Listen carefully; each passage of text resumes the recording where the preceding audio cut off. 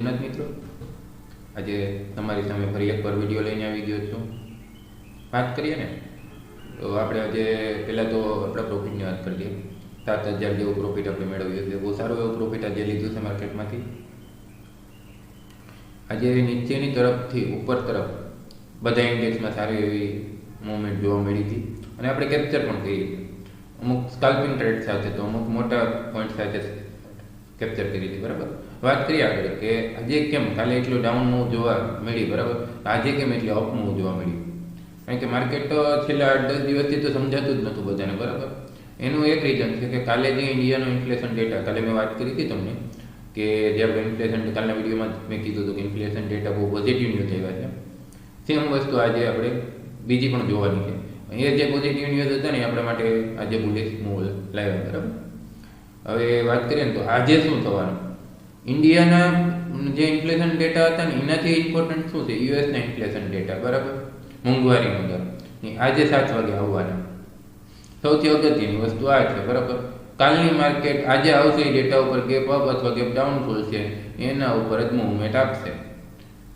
Sure છે positive આવે એવું લાગે છે. વાત કરતો ને તો ડેટા તો 7 વાગે આવશે. અત્યારે આપણે 5:30 આસપાસ વિડીયો બનાવીએ છીએ તો આપણે પહેલાં ડેટામાં શું થવાનું જોઈ લઈએ. તો કોર ઇન્ફ્લેશન રેટ છે ને એ બરાબર એ 0.3 હતો. 0.3 નું ફોરકાસ્ટ થઈ રહ્યું છે. બરાબર, તો 0.3 આવે એવું સંભાવના દર્શાવે છે. એને આપણે ઇમ્પોર્ટન્ટ, હા, પછી કોર ઇન્ફ્લેશન વાય મંથ ઓફ મંથ હતો. બરાબર, આ મહિનાની સાપેક્ષે આગળના મહિનાનો, વર્ષથી વર્ષનો લઈએ ને તો એ 3.9 હતો પ્રીવિયસ, ને અત્યારે આપણે 3.7 સંભાવના દર્શાવી રહ્યા છે. બરાબર, હવે ઇમ્પોર્ટન્ટ, સૌથી important inflation rate MOM, month of month અને YOY, યર ઓફ યર. બરાબર, 0.2 પ્રીવિયસ મંથમાં બી 0.2 હતો, અત્યારે બી 0.2 નું ફોરકાસ્ટ એટલે કે સંભાવના દર્શાવી રહી છે. અને YOY છે ને 3.4 હતો. બરાબર, લાસ્ટ, અત્યારે 3.1 ની સંભાવના દર્શાવે છે. અને જો 2.9 આવી ગયો ને તો બેસ્ટ. હું કહું છું ત્યાં સુધી ડાઉ ઝોનમાં અને યુએસના કોઈ બી ઇન્ડેક્સ લઈ લો, 2% જેવી, એટલે કે 1000 પોઈન્ટ જેવી ડાઉ ઝોનમાં મૂવમેન્ટ આવી શકે ને સવારે આપણે માર્કેટમાં બી એવડી મૂવમેન્ટ જોવા મળી શકે. પણ ઇન્ફ્લેશન રેટ ડાઉન થવો જોઈએ, કારણ કે અત્યારે 0.3 ગેપથી ને 0.3 ના ગેપથી સંભાવના દર્શાવે છે. એટલે એવું નથી કે એટલો જ આવશે સંભાવના દર્શાવે, એનાથી ઓછો બી આવી શકે અને એનાથી વધુ પણ આવશે. જો 3.4 છે ને 3.3 આવ્યો ને તો માર્કેટમાં નીચેની તરફ બેરિશ મૂવ જોવા મળશે, કારણ કે એ કોઈ સારી વસ્તુ ના કહેવાય. કારણ કે એટલો બધો પબ્લિકને જે ઇન્વેસ્ટરનો એ એટલો બધો હજી ઓછો જોવા નથી માગતા. બરાબર, યુએસનો, કારણ કે યુએસનો ઇન્ફ્લેશન રેટ ડાઉન થશે ને તો જ યુએસના જે ફેડ છે, બરાબર, એ લોકો રેટ કટ કરશે, ઇન્ટરેસ્ટ રેટ. બરાબર, ત્યાં સુધી તો માર્કેટમાં કોઈ મૂવમેન્ટ જોવા નહીં મળે. આપણે આશા રાખીએ કે ઇન્ફ્લેશન રેટ ડાઉન આવે અને આપણે સવારે મોટી મૂવમેન્ટ જોવા મળી શકે.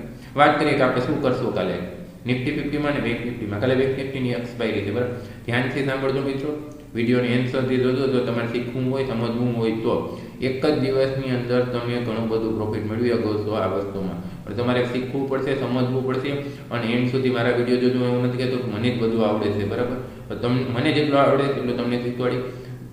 વિડીયોમાં કશું નહીં ને તો લાઈક કરો, હું કશું નથી માગતો તમારી પાસેથી. ચેનલને સબસ્ક્રાઈબ કરો અને કોમેન્ટમાં એટલી જય સોમનાથ લખતા જાઓ. બરાબર, એથી મને થોડું એવું મોટિવેશન મળે. બરાબર, વાત કરીએ કે નિફ્ટી 50 અને બેંક નિફ્ટીમાં કાલે શું કરશું. ક્લિયર એન્ડ કટ વ્યૂ તમને પહેલાં બતાવ્યું. જો ઇન્ફ્લેશન ડેટા ઉપર જ આખો આધાર છે, ન્યૂઝ બેઝ ટ્રેડિંગ જે કાલનું. બરાબર, ક્લિયર એન્ડ કટ છે. વાત કરીએ કે જો ગેપ અપ મળ્યું, ગેપ અપ મળે તો વાત છે, ગેપ અપ મળી ગયું ને 21,830 ની ઉપર આપણે એક ગ્રીન કેન્ડલ ક્લોઝ કરી દીધી, એટલે આપણે ડાયરેક્ટ 21,000 જે આપણે બ્લેક લાઇન દેખાય છે ને 21,950 અને 22,050 સુધીના ટાર્ગેટ સાથે આપણે કાલે કામ કરશું. બરાબર, 1.1% જેવી મૂવમેન્ટ મળી શકે નિફ્ટીમાં. બરાબર, 200-250 પોઈન્ટ ઉપર જઈ શકે, આ શ્યોર વસ્તુ છે. અને 200 અથવા 250 પોઈન્ટ ગેપ અપ મળી શકે. બરાબર, એ કોઈ નાની વાત નથી. બરાબર, કે કોઈ મોટી વાત પણ નથી. હવે 250 પોઈન્ટ ગેપ અપ મળે તો બહુ સારી વસ્તુ કે એવડી કોઈ વાત નથી કે પહેલી વખત લાઈફમાં થાય છે. 200, 300, 400 પોઈન્ટ સુધી ગેપ અપ જોવા મળી શકે નિફ્ટીમાં પણ. એવું નથી કે બેંક નિફ્ટીમાં જ જોવા મળે છે. વાત કરીએ કે ન્યૂઝ ખરાબ આવ્યા અને ઇન્ફ્લેશન રેટ ધાર્યા કરતાં થોડોક વધુ આવ્યો. બરાબર, તો ન્યૂઝ નબળા કહેવાય છે. ને ન્યૂઝ નબળા કહેશું તો આપણે ખરાબ ન્યૂઝમાં શું થશે? ગેપ ડાઉન જઈ શકીએ. અને ગેપ ડાઉન ક્યાં જઈ શકીએ? જો 21,650ની નીચે અથવા 21,630ની નીચે ક્લિયર એન્ડ કટ જોવું છે. 21,630ની નીચે આપણે એક રેડ કેન્ડલ ક્લોઝ થતી જોવા મળે ને, આપણે ડાયરેક્ટ 21,450ના ટાર્ગેટ માટે આપણે કામ કરશું. કારણ કે ત્યાં પણ નીચે 100-150 પોઈન્ટની મોટી મૂવમેન્ટ જોવા મળી શકે. બંને સાઈડ કાલે આપણે મોટી મૂવમેન્ટ જોવા નિફ્ટી 50માં મળી શકે. બરાબર, આ વસ્તુને કાલે ધ્યાનમાં. કાલે મોટો એવો ટ્રેડ મળશે જો ગેપ અપ અને ગેપ ડાઉન માં જો આ મૂવમેન્ટ કેપ્ચર ના થાય તો. ડાયરેક્ટ 21,500ની આસપાસ કે 21,400ની આસપાસ ગેપ ડાઉન ખોલી જાય તો પછી મૂવમેન્ટ કેપ્ચર કરવી એ થોડી અઘરી પડે. અથવા તો 22,000ની આસપાસ જો માર્કેટ ઓપન થઈ જાય તો ત્યાંથી ઉપર બુલિશ ટ્રેડ અથવા બેરિશ ટ્રેડ લેવો થોડો અઘરો પડે આપણા માટે. જોઈએ કે કાલે શું થશે. મને તો એવું લાગે છે કોઈ પણ મૂવમેન્ટ ગેપ અથવા ગેપ ડાઉનમાં આપણે કેપ્ચર કરશું, જોશું કાલે સવારે. બરાબર, ગ્રુપમાં અપડેટ મળશે. વાત કરીએ બેંક નિફ્ટીની, તો બેંક નિફ્ટીમાં છેલ્લા 15 દિવસથી એક જ વસ્તુ જોવા મળે છે, એક લેવલ ટ્રેડિંગ. કાલે 2% તૂટ્યું, આજે 1.38% વધ્યું. બરાબર, ક્લિયર એન્ડ કટ. 46,230ની ઉપર આપણે જ્યાં સુધી એક દિવસ ક્લોઝ નહીં કરે માર્કેટ, ત્યાં સુધી આપણે ટ્રેડ નહીં કરીએ. આજે કર્યા હતા આપણે સ્કાલ્પિંગ ટ્રેડ લીધા છે એવું નથી. આજે આપણે BTST પણ બેંક નિફ્ટીમાં લીધો છે, પણ એનું એકમાત્ર કારણ છે કે કાલે એની એક્સપાયરી છે. અને આજે આપણે જે BTST ટ્રેડ લીધો છે યુએસને પોઝિટિવ ન્યૂઝની એક્સપેક્ટેશન રાખીને લીધો છે. બરાબર, મને એવું લાગે છે કે કાલે આ લેવલ ઉપરની તરફ બ્રેક થાય તો મોટી એવી જબરી એવી મૂવમેન્ટ ઉપરની સાઈડ મળશે. અને જો કાલે કોઈ ખરાબ ન્યૂઝ આવે ને 400-500 પોઈન્ટ બેંક નિફ્ટી નીચે ખુલી જાય, બરાબર, તો ડાઉન મૂવમેન્ટ પણ 400-500 પોઈન્ટ એટલે કે 44,600 સુધી અને 44,440 સુધી જોવા મળે. તો જો વાત કરીએ ને 44,900 નીચે કાલે માર્કેટ જોવા મળે ને બેંક નિફ્ટીનું, તો 44,620 આપણો પહેલો ટાર્ગેટ લેશે અને 44,440 આપણો બીજો ટાર્ગેટ રહેશે. અને જો ગેપ અપ મારી અને 46,230ની ઉપર એક ગ્રીન કેન્ડલ 15 મિનિટની ક્લોઝ કરી દઈએ તો આપણો ડાયરેક્ટ ટાર્ગેટ 46,550 અને 46,900 સુધીનો ટાર્ગેટ કાલે જોવા મળી શકે. બરાબર, 1,200 પોઈન્ટ બેંક નિફ્ટી માટે કોમન વસ્તુ છે. ગમે ત્યારે 1,200 પોઈન્ટની મૂવમેન્ટ આવી શકે. એવું ના કહી શકે કે અહીંથી આ લેવલ સુધી માર્કેટ નહીં પહોંચે. એવું હોય તો મિત્રો આ આપણો જે છે ને લેવલ લગાડે એનો સ્ક્રીનશોટ પાડી લો તમારા મોબાઈલ લેપટોપ જે બી હોય એમાં. બરાબર, 1 મિનિટનો ટાઈમ આપું છું તમને. Please capture screenshot. ઓકે, અને નિફ્ટી 50નો બી સ્ક્રીનશોટ લઈ લો.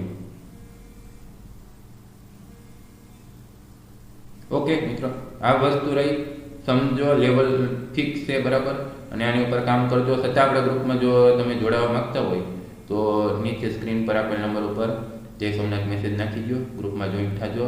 હું તો એવું કહું છું કે ગ્રુપનું જે 1 યરનો પ્રીમિયમ છે ને 1,999 રૂપિયા એક જ દિવસમાં તમે કેપ્ચર કરી શકો છો.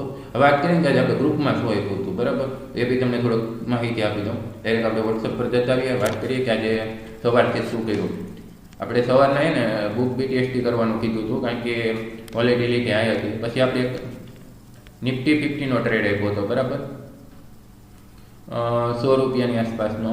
એમાં ડાયરેક્ટલી આપણે 30 પોઈન્ટનો ટાર્ગેટ થોડીક જ ક્ષણોમાં આપણે 10.28 પણ 10.50ની આસપાસ આપણે ટ્રેડ સક્સેસ થયો હતો આપણો. બરાબર, પછી વાત કરીએ તો નિફ્ટીનો 21,800નો કોલ 90ની આસપાસ આપેલો હતો અને એમાં આપણો SL ગયો હતો. બરાબર, આપણે એ પણ સ્વીકાર લે છે કે આપણો SL જાય છે. બરાબર, જો આજનું મારું પ્રોફિટ છે, મેં એનું બી નાખ્યું છે 5354 રૂપિયા જેવું હોય ને પ્રોફિટ હતું. વેરીફાઈ PNL મેં ગ્રુપમાં શેર કર્યું હતું. બરાબર, કોઈ ખોટી વસ્તુ નહીં. હું પણ તમારે આ ટ્રેડ લઉં છું. વધારે પડતી વોલેટિલિટીના કારણે ટ્રેડ નહીં લઈએ. બરાબર, આ વસ્તુ આપણે જાણતી હતી. પછી બેંક નિફ્ટીમાં 10 પોઈન્ટનું સ્કાલ્પિંગ જોવા મળ્યું હતું. બરાબર, અને બેંક નિફ્ટીનો એક BTST લાસ્ટમાં મેં પોતાને એવરેજ કરવાનું કીધું હતું. આઈસર મોટર કાલે તમે સ્ટોકમાં પણ ખરીદી કરી શકો. આઈસર મોટર મને આવનારા 6 મહિના માટે બહુ બેસ્ટ સ્ટોક લાગે છે. બરાબર, આઈસર મોટર્સમાં લોંગ ટર્મ અથવા તો મિડ ટર્મ માટે તમે ખરીદી કરો. ત્યાં કાલે મળીએ નવા વિડીયો સાથે, નવા ન્યૂઝ સાથે. ત્યાં સુધી જય સોમનાથ. ચેનલને સબસ્ક્રાઈબ કરતા જજો, કોમેન્ટ મારજો અને લાઈક કરતા જજો. બરાબર, તમારા ફ્રેન્ડ સર્કલને શેર કરો. ત્યાં સુધી ફરી એકવાર મારા જય સોમનાથ.